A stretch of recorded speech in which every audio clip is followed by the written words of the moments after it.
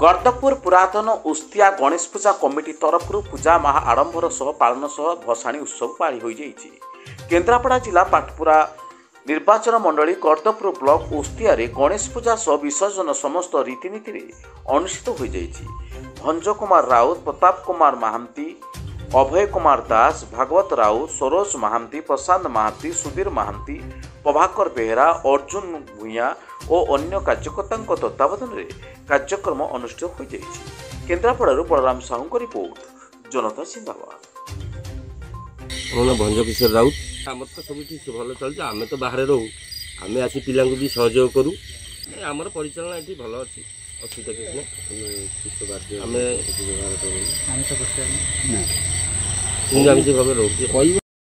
मो ना प्रताप महांती समारोह तो पालन कर पाने बहुत एक्टिव, किंतु आमको कौन सहायता ना कि सरकारी सहायता ना। दीर्घ 43 वर्ष हो गला आम अनुष्ठान टी आम निज स्वेच्छा स्व खर्च कर तो 10-20 पिला आमर ये छोट बड़ कर अच्छा से आक्टिव पिला आमर 12-13 जन।